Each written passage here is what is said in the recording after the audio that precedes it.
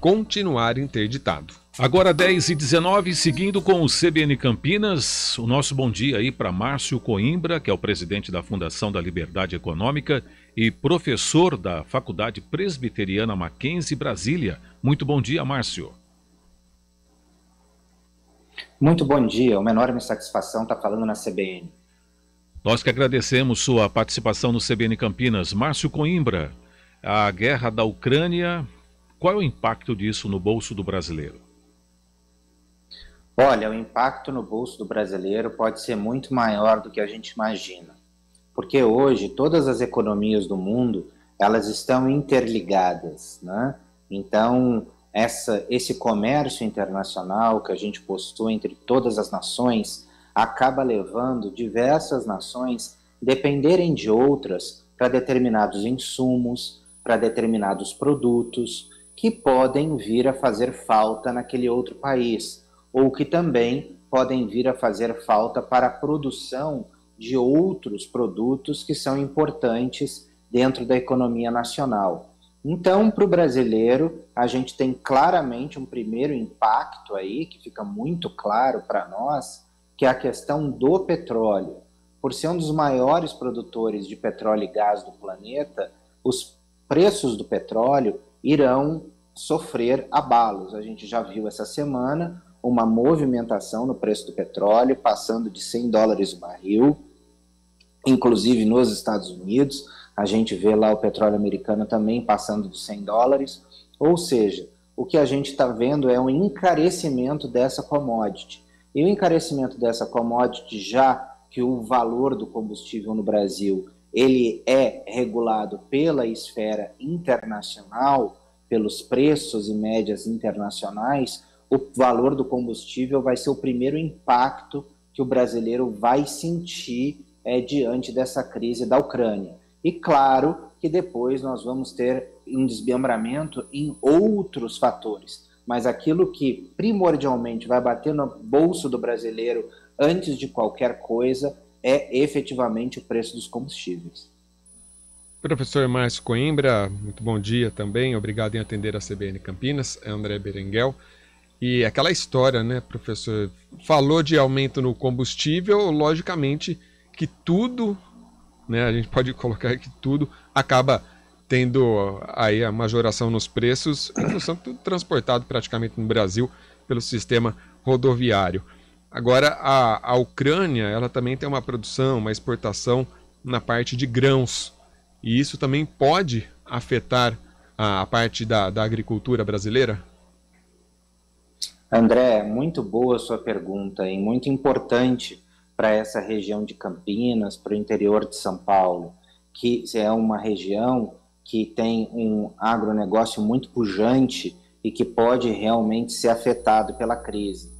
Claro, a gente está vendo a questão dos fertilizantes agora com a Rússia e também está vendo a questão dos grãos com a Ucrânia. Certamente que são dois países importantíssimos para o Brasil, nessa commodity em específico, em relação aos grãos, e pode vir a afetar o quê? Que a gente tem aqui ração, a gente pode também ter afetado os fertilizantes, ou seja, tem um impacto no campo e um impacto no agronegócio muito grande. Então, na verdade, o que o Brasil precisa fazer é diversificar a sua dependência que ele tem excessiva de um país só. Ou seja, como nós temos uma excessiva dependência da China, por exemplo, onde 33% da nossa balança está na mão dos chineses, a gente precisa deixar isso menos nas mãos dos chineses. Ou seja, nós precisamos deixar isso menos na mão de um país só. O Brasil precisa ter diversos parceiros e parceiros em diferentes lugares do mundo para a importação daquilo que é importante para si. Então nós não podemos ficar dependendo da Rússia, nós não podemos ficar dependendo da Ucrânia, do Canadá, Estados Unidos, China. Nós precisamos ter um caráter diversificado de importação. E certamente o agronegócio brasileiro vai sofrer. E o agronegócio brasileiro sofrendo, sofrem também os preços dos alimentos, e a gente está falando aí em inflação. E isso num ano eleitoral, é algo extremamente importante. A gente tendo aumento dos combustíveis de um lado, aumento dos alimentos do outro, coisas que impactam diretamente a classe média e a população mais pobre do Brasil. Então, um país que já estava tendo problemas para ter segurança alimentar, se a gente tiver agora um impacto no agronegócio e aumento dos preços dos alimentos, a gente pode ter desdobramentos importantes em relação à fome no país. E isso se traduz, claro, em resultados eleitorais nesse ano de 2022. O Márcio Coimbra, que é o Delfino, em relação a bancos russos que foram excluídos do sistema SWIFT de pagamentos internacionais. O Brasil exporta, né, muitos alimentos, muitos produtos para a Rússia, né? E agora com essa exclusão, como é que fica isso, né? De repente, as empresas brasileiras que fazem essa exportação estão precisando receber, né, o que foi vendido, né? Como é que fica essa situação? Delfino, isso é um outro grande problema que a gente tem para a economia nacional. A questão do SWIFT, ou seja, dos bancos russos não estarem mais operando com SWIFT, isso gera exatamente isso que você colocou, esse problema em relação a pagamentos, e vice-versa, daqui para a Rússia e da Rússia para o Brasil. O que acontece é que a Rússia está se tornando isolada do mundo. As sanções estão deixando a Rússia economicamente isolada. E qual é o objetivo disso? Você fazer pressão para que a população russa consiga pressionar o seu governo, e a gente já tem visto isso com várias manifestações, e também pressão dos empresários e dos oligarcas russos em cima do presidente Vladimir Putin para ele retirar as tropas da Ucrânia. Então a questão do SWIFT ele é mais um desdobramento desse esforço internacional para isolar a Rússia. E isso acaba tendo desdobramentos enormes para todos os parceiros comerciais que a Rússia possui, entre eles o Brasil. Então, fica muito difícil você, dentro desse sistema internacional, realizar pagamentos para a Rússia e a Rússia realizar pagamentos para o Brasil. Existem meios alternativos que a Rússia está desenhando, por intermédio da China, por um sistema alternativo, de que talvez os empresários brasileiros consigam receber por esse sistema alternativo. Mas acredito que, na medida que o tempo for passando, o Ocidente vai cada vez mais apertar a Rússia em diversas frentes. A China já se mostrou muito cética em relação à Rússia nas suas declarações anteontem e ontem. Então a gente vê que talvez nem esse caminho alternativo de comércio internacional que você tenha pelos bancos via China talvez possa resolver. Então os empresários brasileiros que têm negócios com a Rússia certamente serão o foco de problemas para si mesmos, ou seja, eles não terão como receber e não terão como pagar isso já no curto e médio prazo.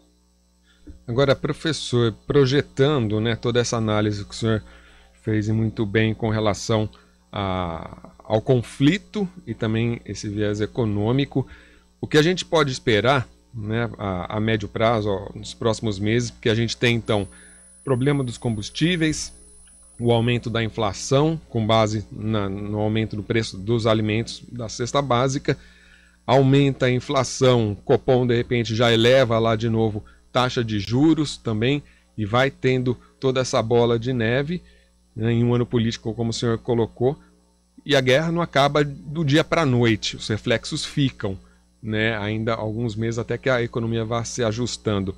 O que dá para esperar ao longo desses próximos meses, lembrando que a gente só está praticamente a uma semana, né, dessa guerra ter iniciado.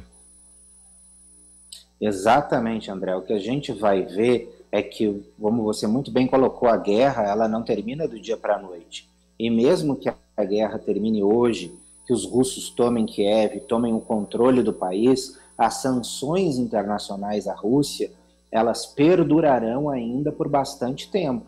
E essas sanções jogarão o país, o Brasil, a Rússia e todos os parceiros comerciais da Rússia em uma espiral de crise.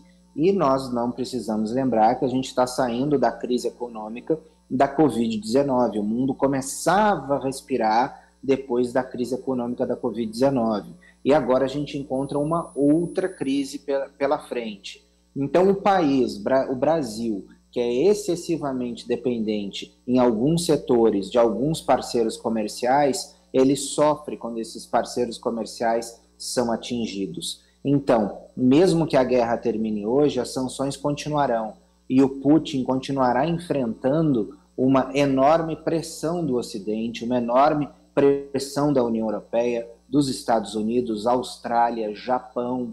Todos esses países estão tomando ações muito concretas e duras contra a economia russa. E a economia russa vai sentir isso, e isso vai ter, claro, um prolongamento no ano de 2022. A gente vai ver esta guerra ainda tendo seus primeiros reflexos agora, mas a gente vai ver reflexos desta guerra ao longo desse ano. Isso mesmo que a guerra termine agora. Se esse conflito perdura e cada vez mais que ele demora para terminar, cada vez mais que ele demora para se chegar a um entendimento, ou a Rússia recuando, ou a Rússia conquistando inteiramente a Ucrânia, a gente vai ver um prolongamento dessa crise. Claro que para esta crise ser resolvida mais rápida no âmbito econômico, o ideal seria que a Ucrânia conseguisse resistir e expulsar os russos, porque assim a economia aos poucos voltaria a ter o seu próprio ritmo. Agora, os russos tomando a Ucrânia, como nos parece que é o que tende a acontecer, e isso tende a jogar a economia do mundo em uma incerteza, até porque todas as sanções que a gente vê na Rússia, a partir do momento que a Rússia passa a dominar a Ucrânia, se prolongarão a Ucrânia também. Muito bem, agradecemos aí a entrevista de Márcio Coimbra, presidente da Fundação da Liberdade Econômica e professor da Faculdade Presbiteriana Mackenzie Brasília. Muito obrigado, Márcio Coimbra, pela entrevista. Muito obrigado, André, muito obrigado, Delfino, muito obrigado pela oportunidade de estar aqui na CBN Campinas. Uma enorme satisfação falar com a enorme audiência de vocês. Nós que agradecemos, Márcio Coimbra, 10h31.